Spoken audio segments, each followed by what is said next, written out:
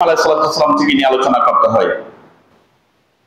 এই মাস আসলে ইব্রাহিমের অনেক স্মৃতিময় কথা উঠে আসে। আসবে ইব্রাহিম আলাইহিসসালামের কথা, আসবে হজের কথা, এরপর আসবে কোরবানির কথা।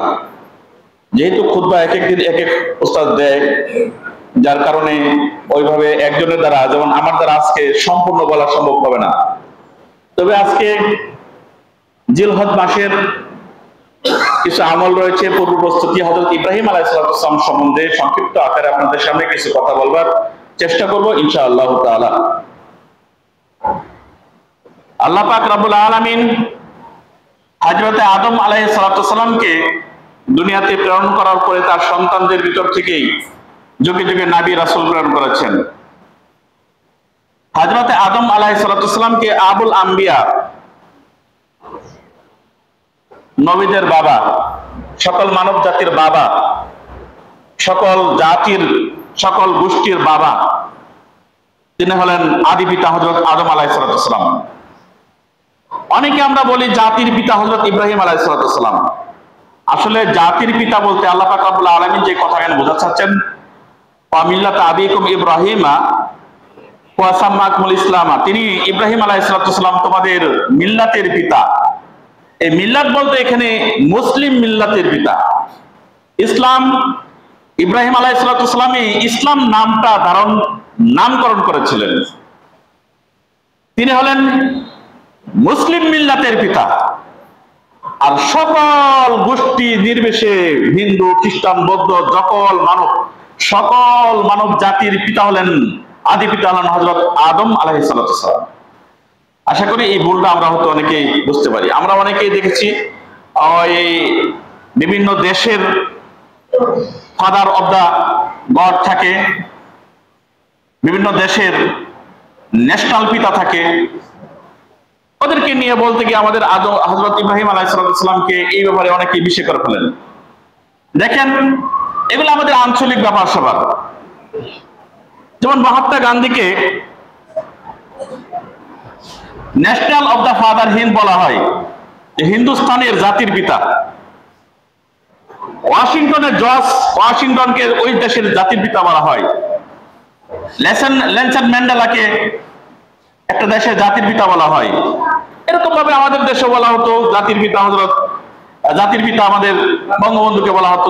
এরকম এগুলো হলো আঞ্চলিক ব্যাপার স্যাপার। মুসলিম জাতির পিতা হলেন হযরত ইব্রাহিম আলাইহিসসালাম। সকল মানব জাতির পিতা হলো হযরত আদম আলাইহিসসালাম। সম্মানিত, আসুন আমরা আজকে কথা বলবো যাকে নিয়ে, তিনি হলেন হযরত ইব্রাহিম আলাইহিসসালাম। আমাদের নবী মুহাম্মদ রাসূলুল্লাহ সাল্লাল্লাহু আলাইহি ওয়াসাল্লাম এই বংশে। হযরত ইব্রাহিম আলাইহিসসালাম তিনি জন্মগ্রহণ করেছিলেন একটি জরুরি অবস্থায়। তখন দেশের ক্ষমতায় ছিল, প্রেসিডেন্ট ছিল নমরুদ। ঠিক এরকম ভাবে জরুরি অবস্থায় দুনিয়াতে আগমন করেছিলেন হযরত মূসা আলাইহিসসালাম। পৃথিবীর মধ্যে দুইজন নবী, তারা বিশেষ জরুরি অবস্থায় দুনিয়াতে আল্লাহ পাক রব্বুল আলামিন তাদেরকে প্রেরণ করেছিলেন। দুশমনদের সকল কল কৌশল সব ভেদ করে দিয়ে, সেই ফেরাউনের সকল কৌশল ভেদ করে দিয়ে আল্লাহ পাক রব্বুল আলামিন হযরত মূসাকে দুনিয়াতে আনয়ন করলেন। আর এই মূসাকে লালন পালন আল্লাহ পাক রব্বুল আলামিন শত্রুর বাড়িতেই করাইলেন। ঠিক হযরত ইব্রাহিম আলাইহিসসালাম এমন একটি জরুরি অবস্থায় আসলেন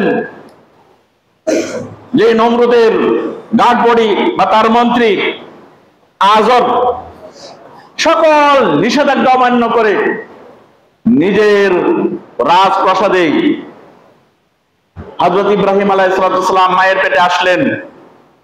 জন্মের পর যেই ভয় ভীতি, এই ভয় ভীতি এড়ানোর জন্য ইব্রাহিম আলাইহিসসালামকে জঙ্গলে রাখা হলো, গর্তের ভিতরে রাখা হলো, যেখানে বাঘের ভয়, সাপের ভয়, বিচ্ছুর ভয়, অন্ধকার, জুলুম। সেখানে আল্লাহ পাক রব্বুল আলামিন ইব্রাহিম আলাইহিসসালামকে অলৌকিক ভাবে তাকে খাবার খাওয়াইছেন। আপনারা জানেন, শিশু বাচ্চা জন্মের পরই আঙ্গুল চুষার একটা অভ্যাস থাকে।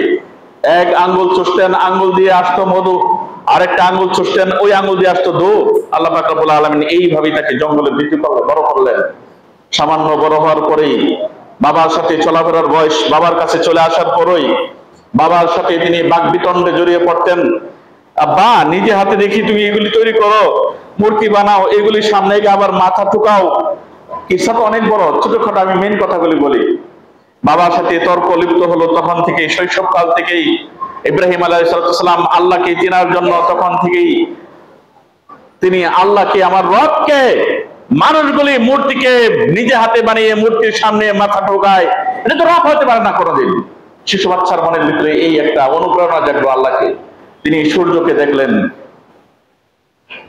প্রথম হয়তো চন্দ্রকে দেখলেন রাত্রির বেলায়, চন্দ্রকে দেখে বললেন যে, তারকা দেখলেন, এইগুলো আমার রব না, আমার রব একজন হতে পারে, তারকা আমার রব না। এর সাথে বড় কিছুক্ষণ পরে চন্দ্রকে দেখে বললেন, এটা আমার রব না, এটা আমার রব হতে পারে না। ফালাম্মা বাজি গাতান, এরপরে দেখলেন শামস, সূর্য বিশাল বড়, চাঁদের চাইতে, তারকার চাইতে বড়, এটি আমার রব। সন্ধ্যাবেলা দেখলেন সূর্য ডুবে গেল, আমার রব ডুবে যাওয়ার না। তিনি চিন্তা করলেন, এই সূর্য, চন্দ্র, তারকা যিনি পরিচালনা করেন তিনি হলেন আমার রব। সুবহানাল্লাহ। রবকে তিনি কিভাবে চিনতে পারলেন? রবকে চেনার জন্য তিনি কতগুলি পন্থা অবলম্বন করলেন। সম্মানিত উপস্থিতি, বাপ এবং ছেলে ছোটকাল থেকেই তর্ক। আল্লাহ ওয়ালা হলেন সন্তান, আর বাপ হলেন মূর্তিওয়ালা মুশরিক। ইব্রাহিম আলাইহিস সালাম, আল্লাহ পাক রব্বুল আলামিন কোরআন পাকে বলেন, আল্লাহ পাক রব্বুল আলামিন বলেন কোরআন পাকে, আমি ইব্রাহিম আলাইহিস সালামকে কতগুলি পরীক্ষায় দিয়েছি, তিনি পরীক্ষা উত্তীর্ণ করেছেন। ওয়াইজ জাআলনাল বাইতা, তিনি কাবাগর নির্মাণ করেছিলেন, এটা তার জন্য পরীক্ষা। ওয়াইজিবতালা ইব্রাহিম রাব্বাহু বিকালিমাতিন ফাতাম্মাহুন্না ক্বালা ইন্নী জাইলুকা লিন-নাসি ইমামা ক্বালা ওয়া মিন যুররিয়াতি। হযরত ইব্রাহিম আলাইহিস সালাম সম্বন্ধে আল্লাহ পাক রব্বুল আলামিন সূরা হজ্জে বলছেন যে, আমি ইব্রাহিম আলাইহিস সালামকে কতগুলি পরীক্ষায় দিলাম, পরীক্ষায় তিনি উত্তীর্ণ হলেন, পরীক্ষাগুলি তিনি পরিপূর্ণ করলেন। ফাতাম্মাহুন্না, তিনি পরীক্ষাগুলি তিনি পরিপূর্ণ করলেন। ওয়ালা ইন্নী জাইলুকা লিন-নাসি ইমামা, আল্লাহ পাক রব্বুল আলামিন বলেন, হে ইব্রাহিম, আমি তোমাকে প্রতিনিধি, আমি তোমাকে ইমাম হিসাবে, মানব জাতির উম্মতের, তোমাকে উম্মতের কান্ডার হিসাবে নিযুক্ত করতে চাই।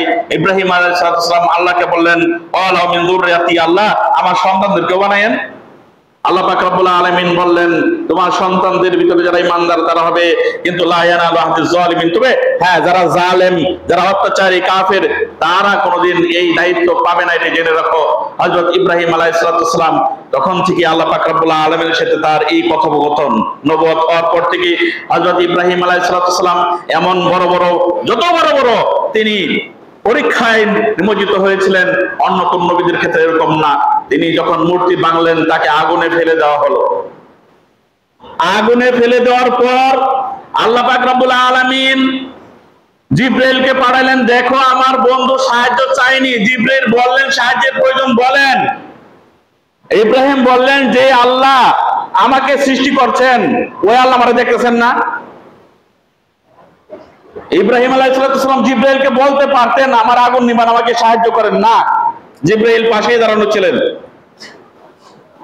আল্লাহ দেখছেন আমার নবী ইব্রাহিমের ঈমান কতটুকু মজবুত।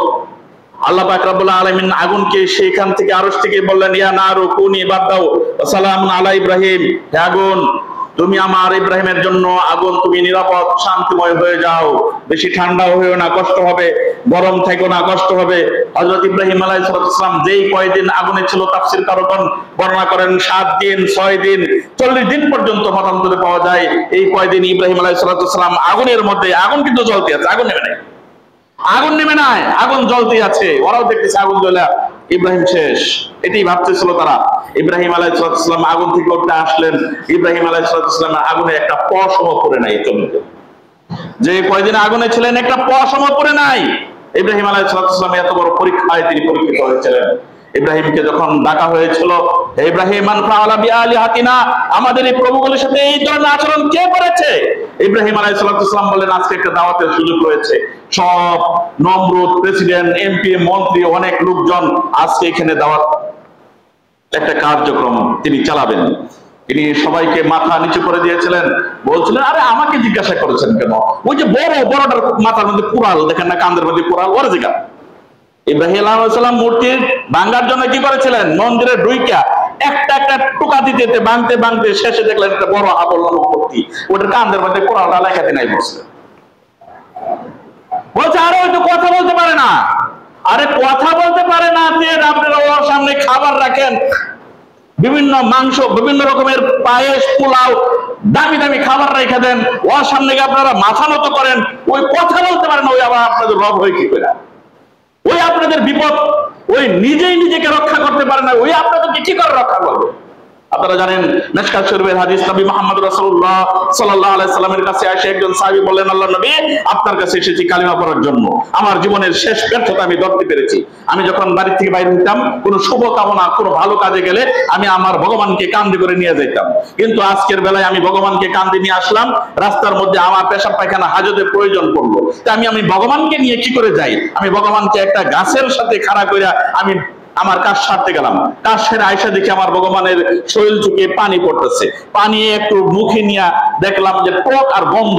আরে ভাবলাম যে এটা স্বর্গীয় পানি হবে, কিন্তু স্বর্গীয় পানি তো টক আর গন্ধ হতে পারে না। চাই দেখলাম মিস্টার ডগ ধরে যাইতেছে, ওই কুকুরে এই কাম করে গেছে। তখনই আমি বুঝতে পারলাম কুকুরে আমার ভগবানের শরীরে পেশাব করেছে, সেই কুকুরকেই তাড়াইতে পারেনি, আমি বিপদে পড়লে সে কি করে আমাকে তারা রক্ষা করবে? দুইটা ঠ্যাঙ্গের মাঝে দৌড়ে একটা আসার মেরে আমি আমার ভগবানকে টুকরা টুকরা করেছে আসছে, আল্লাহ চলে যাচ্ছি, আল্লাহ নবী আপনার কাছে এসেছি কালেমা পড়ার জন্য। সুবহানাল্লাহ। মিশকাতের হাদিস। সম্মানিত উপস্থিতি, আমি যে কথা বলছিলাম, ইব্রাহিম আলাইহিস সালাম বুঝছিলেন, জানতেন যে এই ভগবানগুলোর দুই পয়সার দাম নাই। তারা যাদের কাছে সাহায্য প্রার্থনা করে, যাদেরকে তারা প্রভু মনে করে, নিজের হাতে তৈরি করে, নিজের হাতে খোদাই করে পাথর বানিয়ে যারা এই সাহায্য প্রার্থনা করে, এদের দুই পয়সার দাম নেই। এদের নাকের ডগায় যদি মাছি বইয়া মুখের মধ্যে পায়খানা করে, তারপরেও মাছিটা তাড়ানোর মতো ক্ষমতা এদের নাই, একেবারে পাওয়ারলেস এরা। সম্মানিত উপস্থিতি, ইব্রাহিম আলাইহিস সালাম এইভাবে ওইখানে দাওয়াত দিলেন, তাদের মাথাগুলি নত হয়ে গেল, চুপ, কোন উত্তর নাই ইব্রাহিমের কথার সামনে। কিন্তু তারপরে বলতেছো, বুঝতে পারছি তুমি এই কাজগুলি করেছো, আমাদের প্রতিপালক দলিকে সাহায্য করতে হলে আগুনে ফেলতে হবে, ওকে শায়েস্তা করতে হবে, শাস্তি দিতে হবে, এই সিদ্ধান্ত। সম্মানিত উপস্থিতি, এই ঘটনা ঘটে গেল এখানে। হযরত ইব্রাহিম আলাইহিস সালাম, আপনারা জানেন, বিবাহ করলেন হযরত সারা আলাইহিস সালামকে। পৃথিবীর মধ্যে 2 নম্বর বিশ্ব সুন্দরী, 1 নম্বর বিশ্ব সুন্দরী হলেন হযরত হাওয়া আলাইহিস সালাম, 2 নম্বর বিশ্ব সুন্দরী হলেন হযরত ইব্রাহিম আলাইহিস সালাম, যাকে বিবাহ করলেন তিনি হলেন হযরত সারা আলাইহিস সালাম। সারা আলাইহিস সালামকে বিবাহ করলেন বানজা স্ত্রীর গর্তে কোনো সন্তানই হচ্ছিল না, তিনি দ্বিতীয় ক্রমে ঘটনাক্রমে আরেকটা বিবাহ করলেন হযরত হাজরা আলাইহিস সালামকে। হাজরা আলাইহিস সালামের গর্ত থেকে একটি ফুটফুটে চেহারা সুন্দর একটি বাচ্চা হলো, নাম রাখা হলো তাকে ইসমাইল। ইসমাইল আলাইহিস সালাম যখনই পরিবারের মধ্যে আসলেন, 2 হতিন মানে আপোষে লালন পালন করছেন, কয়েকদিনের ভিতরে হতিনের ঝগড়া শুরু হয়ে গেল। সারা বললেন, ইব্রাহিমকে বলতে বাধ্য হলেন, তোমার দ্বিতীয় স্ত্রী সারাকে, হাজরাকে আমার চোখের সামনে থেকে সামলাও, দাও। হযরত ইব্রাহিম আলাইহিস সালাম আল্লাহর হুকুমের অপেক্ষা, আল্লাহ নির্দেশ করলেন তোমার প্রথম স্ত্রী সারা যা বলছে তাই করো। হযরত ইব্রাহিম আলাইহিস সালাম সারার কথা অনুযায়ী, আল্লাহ নির্দেশ অনুযায়ী তিনি বনবাস দেওয়ার জন্য পবিত্র কাবা, এই কাবা তখন এমন ছিল না, এই কাবা ছিল জনশূন্যহীন, মরুপ্রান্তর, বালু আর বালু, ছিল না কোনো গাছপালা, ছিল না কোনো পশু পাখি, মানব জাতি। এমন এক জায়গার মধ্যে আল্লাহ পাক রব্বুল আলামিন বনবাস দিতে বললেন। হযরত ইব্রাহিম আলাইহিস সালাম তার দ্বিতীয় স্ত্রী হাজরাকে নিয়ে চলে আসলেন কাবার ঘরে। এখানে পাশে রেখে 1 মশক পানি আর কিছু খেজুর খাবার রেখে তিনি চলে গেলেন, ছোট শিশু বাচ্চাকে রেখে। হযরত হাজরা আলাইহিস সালাম জিজ্ঞাসা করলেন, স্বামী গো, আপনি এখানে রেখে যাচ্ছেন আল্লাহর নির্দেশে না এমনি? বললেন, হ্যাঁ, আল্লাহর নির্দেশে। স্বামীও যেরকম স্ত্রী ওরকম। আর তিনি চিন্তা করলেন না, আল্লাহর নির্দেশ যদি আমাকে এখানে রেখে যায়, আল্লাহ আমাকে বিপদে ফেলবেন না। সম্মানিত উপস্থিতি, খাবার শেষ, পানি শেষ, বাচ্চার মরণাপন্ন বাচ্চাকে রক্ষা করার জন্য তিনি পানির জন্য দৌড়াদৌড়ি করলেন, ছোটাছুটি করলেন। সাফা মারওয়া, as-সাফা ওয়াল মারওয়া মিন শাআইরিল্লাহ। আল্লাহ পাক রব্বুল আলামিন সূরা বাকারা কোরআনে এই কথা উল্লেখ করেছেন, সাফা আর মারওয়া দুটি আল্লাহর নিদর্শন। এই সাফা মারওয়া পাহাড় তখনকার যুগের আরবদের একটাই ছিল, পানি সন্ধানের জন্য তারা পাহাড়ে উঠতো, দেখতো কোথাও পশু পাখি উড়াছড়া করা কিনা, কোথাও পশু আছে কিনা। পাখি উড়াছড়ি করলে বুঝতো যে এখানে পানি আছে। সম্মানিত উপস্থিতি, পাহাড়ে এই সাফা থেকে মারওয়া, মারওয়া থেকে সাফা 7 বার চক্কর দিলেন, আর বাচ্চার দিকে খেয়াল রাখলেন বাচ্চাকে ঠিক আছে কিনা। এই 7টা চক্কর আল্লাহর কাছে এতই প্রিয় হলো, তিনি 7 চক্কর দিয়া দৌড়ে বাচ্চার কাছে আসলেন। জিরবার, নিজের শরীরে খাবার নাই, বাচ্চার দুধ নাই, সম্মানিত উপস্থিতি, নিজের জিহ্বা পর্যন্ত শুকিয়ে গেছে, নিজের জিহ্বাটা বাচ্চার মুখে দিতেন, জিহ্বার লালা দিয়ে যেন বাচ্চার মুখটা ভিজে। এই অবস্থায় যখন বাচ্চার মৃত্যু শরণাপন্ন, একটা মৃত্যু সংকট কাছাকাছি চলে এসেছে, হযরতে হাজরা আলাইহিস সালাম আল্লাহর কাছে সাহায্য আর এই দৌড়াদৌড়ি, হঠাৎ করে দৌড় দিয়ে এসে দেখলেন যে বাচ্চা, ওই যে শিশু বাচ্চা শোয়া রাখলে দেখবেন হাত দিয়া পাও দিয়া কুসাই, পায়ের আসলানিতে খুসলানিতে তল থেকে পানি উঠতে শুরু করলো, এমন পানি একবারে পানি টলমলা পানি বাসতে শুরু করলো।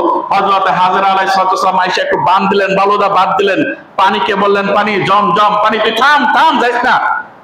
হযরত হাজরা আলাইহিস সালাম তিনি পানি নিজে পান করলেন, বাচ্চাকে পান করালেন। এই পানি পান করার জন্য পাখিরা আসলো, পশু আসলো, মানুষ আসলো। এই ভাবেই পানির কারণে ওই মক্কা নগরী হয়ে উঠলো আবাসস্থল, মানব জাতির আগমন। বণিকের দল আসলো, এখানে বসবাস করতে শুরু করলেন। কিসসা অনেক লম্বা, সম্মানিত উপস্থিতি। এই ছিল একটা পরীক্ষা হযরত ইব্রাহিম আলাইহিস সালামের। ইব্রাহিম আলাইহিস সালামের পরীক্ষাগুলির মধ্যে আরেকটি ছিল হযরতে ইসমাইল আলাইহিস সালাম যখন বড় হয়ে গেলেন, তখন ইসমাইল আলাইহিস সালাম যখন একটি বাবার কাজের উপযুক্ত হলেন, আল্লাহ পাক রব্বুল আলামিন ইব্রাহিমকে নির্দেশ করলেন, ইব্রাহিম বললেন, ওয়াইদা, আমি ইব্রাহিমের কাছ থেকে ওয়াদা নিলাম, ওয়াইদ ইবতালা ইব্রাহিম রাব্বাহু বিকালিমাতিন ফাতাম্মাহুন্না ওয়া ইযা জাআলনাল বাইতা মাসাবাতান লিন-নাস ওয়া আমনা ওয়াত্তাখিযু মিন মাকামি ইব্রাহিম মুসাল্লা। এর আগে আল্লাহ পাক রব্বুল আলামিন ইব্রাহিম আলাইহিস সালামকে কাবাঘর নির্মাণ করতে বললেন। ইব্রাহিম আলাইহিস সালাম কাবাঘর নির্মাণ করলেন। ইব্রাহিম হলেন রাজমিস্ত্রি, প্রধান মিস্ত্রি, ছেলে হলেন তার যুগালী। ইব্রাহিম আলাইহিস সালাম কাবাঘর নির্মাণ করতে গিয়ে যুগালীরা দেখবেন মাছা বাঁধে। ইব্রাহিম আলাইহিস সালাম একটি পাথর ব্যবহার করেছিলেন, ওই পাথর দ্বারা লিফটের মতো পাথর উপরে উঠতো, প্রয়োজন মুখে নিচে নামতো। সৌদি গভর্নমেন্ট ওই পাথরটাকে কাবাঘরের পাশেই রেখে দিয়েছেন, গ্লাস দিয়ে ফিটিং করে। যারা হজ করতে এসেছেন অবশ্যই দেখেছেন, আমি নিজে দেখেছি, প্রায় 1.5 থেকে 2 ইঞ্চি পর্যন্ত ইব্রাহিম আলাইহিস সালামের পায়ের ছাপ, স্পষ্ট ছাপ পাথরের মধ্যে এখনো রয়েছে। ইব্রাহিম আলাইহিস সালামের পাথর দিয়ে কাবাঘর নির্মাণ করেছিলেন। সম্মানিত উপস্থিতি, ওই কাবাঘর যখন নির্মাণ হয়ে গেল, ইব্রাহিম আলাইহিস সালাম কাবাঘর যখন নির্মাণ করলেন, আল্লাহ পাক রব্বুল আলামিন বলেন, وَإِذْ جَعَلْنَا الْبَيْتَ مَثَابَةً لِلنَّاسِ وَأَمْنًا وَاتَّخِذُوا مِن مَّقَامِ إِبْرَاهِيمَ مُصَلًّى। ইব্রাহিম আলাইহিস সালাম যখন কাবাঘর নির্মাণ করলেন, আর কাবাঘর নির্মাণ করে যখন ওই জায়গা, যে জায়গায় পাথর রাখলেন, বা কাবার একটা নির্দিষ্ট জায়গা রয়েছে মাকাম ইব্রাহিম নামে, ইব্রাহিম যে জায়গায় দাঁড়িয়ে কাবাঘর নির্মাণ করেছিলেন, পাশে অবস্থান করেছিলেন, আল্লাহ বললেন ওই জায়গাটাকে তোমরা মুসাল্লা হিসাবে, নামাজের জায়গা হিসাবে গ্রহণ করে নাও। এখনো যারা হজ করতে যান 2 রাকাত নামাজ ওইখানে গিয়ে পড়তে হয়, মাকামে ইব্রাহিম মুসাল্লা 2 রাকাত নামাজ।